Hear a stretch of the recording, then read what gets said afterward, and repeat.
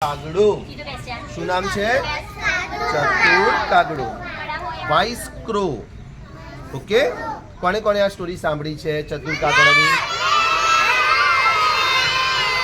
ચાલો ફરીથી સાંભળીએ. એકવાર એવું થયું કે બહુ જ ગરમી પડતી હતી, બહુ જ ગરમી પડે, બધા ગરમીથી ત્રાસી ગયા, આમ પરસેવો પડે અને આજુબાજુ જુઓ ને તો ક્યાંય પાણી ના મળે. નદી સુકાઈ ગઈ, તળાવ સુકાઈ ગયા, પાણીના નાના નાના કુંડા સુકાઈ ગયા અને બધે જ પશુ પંખીઓ પાણી માટે તરસે. એવામાં એક કાગડો હતો. કાગડો હોય ને બેટા ચતુર હોય. કેવો હોય? ચતુર. એટલે એનામાં બુદ્ધિ છે. કાગડો એ બીજા પક્ષીઓ કરતા થોડુંક વધારે ચાલાક હોય છે. એટલે કાગડાને પણ બહુ તરસ લાગી અને કાગડો તો બસ હવે તરસ્યો થયો હતો અને બેભાન થવાની તૈયારીમાં હતો. તો ક્યારે આમ ચક્કર આવે અને આમ કરતો કરતો પડી જાય. એટલો બધો કાગડો તરસ્યો થયો હતો અને એકદમ એની નજર એક કુંજા ઉપર પડી. બાજુમાં એક કુંડું ત્યાં મૂક્યું હતું, એની ઉપર પડી. હવે કુંડામાં તો શું નીકળ્યું? પાણી. એટલે કાગડો તો ખુશ થઈ ગયો. અરે વાહ, મને પાણી મળી ગયું. એને શું લાગી હતી? તરસ, પ્યાસ લાગી હતી. એટલે કાગડો તો ખુશ થઈ ગયો કે મને પ્યાસ લાગી છે, તરસ લાગી છે અને આ કુંડામાં પાણી દેખાય છે. પણ થયું એવું ને કે એ પાણી થોડું ઊંડું હતું,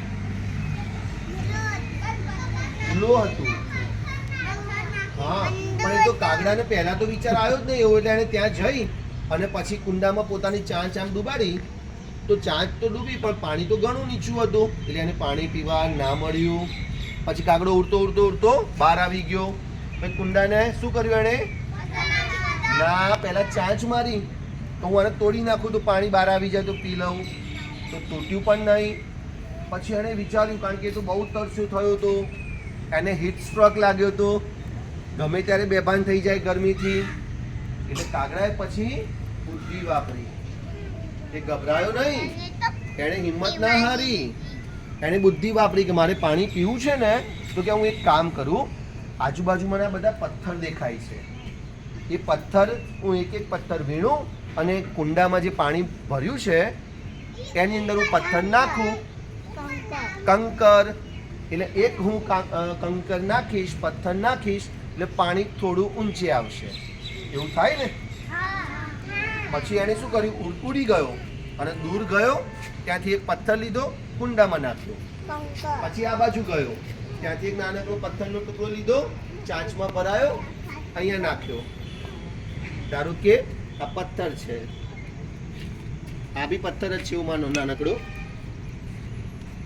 તો આ ચાંચમાં ભરાઈ દીધો. અહીંયા આવ્યો ને પછી શું કર્યું? કુંડામાં નાખ્યો. એમ કરતા કરતા એણે ઘણી વાર સુધી ચાંચમાં નવા નવા પથ્થર લઈ આવ્યો અને કુંડામાં નાખવા લાગ્યો. એટલે જેવો પથ્થર નાખે કુંડાનું પાણી ઊંચું આવે, જેવો બીજો પથ્થર નાખે કુંડાનું પાણી ઊંચું આવે. એમ કરતા કરતા થોડી મહેનતના અંતે કુંડાની અંદર એણે બહુ જ બધા પથ્થર નાખી દીધા, નાના. અને કુંડામાં પાણી કેવું આવી ગયું? ઉપર, ઊંચું આવી ગયું. પછી જેવી એણે ચાંચ અંદર ડૂબોડી તરત જ એની ચાંચમાં પાણી આવી ગયું. એટલે પછી ચાંચમાં પાણી લઈ અને આપણે કોગળા કરતા હોઈએ ને એ રીતે ગડગડ કરી અને પાણી પી ગયો. પછી ફરી ચાંચ ડૂબાડી, ફરી ચાંચમાં પાણી ભર્યું, પાછું આમ કર્યું, ગડગડ કરી પી ગયો. આમ એણે પોતાની તરસ છીપાવી. હવે વિચાર કરો કે કાગડો તો મુસીબતમાં હતો, પાણીનું કુંડામાં પાણી નીચું હતું, તો એણે હિંમત હારી ના. એ મુશ્કેલીમાં તો તેણે શું વાપર્યું? મગજ, બુદ્ધિ વાપરી. અને બુદ્ધિથી શાંતિથી એને નિર્ણય લીધો અને આઈડિયા કાઢ્યો કે ભાઈ હું કાંકરા નાખું તો મને પાણી પીવા મળશે.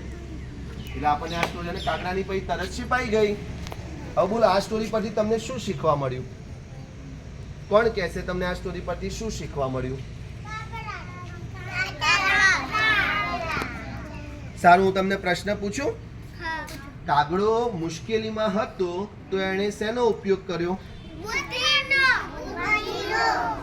મગજનો ઉપયોગ કર્યો, બુદ્ધિનો ઉપયોગ કર્યો. તો આપણે જ્યારે મુશ્કેલીમાં પડીએ તો આપણે શેનો ઉપયોગ કરવાનો? બુદ્ધિનો. બુદ્ધિનો. આપણા મગજથી વિચારવાનું એટલે એનું કંઈક ને કંઈક આપણને સમાધાન મળે, કંઈક ને કંઈક આઈડિયા આપણને આવે કે હું આવું કરીશ તો હું આ પ્રોબ્લેમમાંથી બહાર નીકળી જઈશ. ઓકે બેટા? તો આજની આપણી આ વાર્તા હતી. વાર્તાનું નામ શું હતું? ચતુર કાગડો. બોલો બધા, ચતુર કાગડો. ચાલો.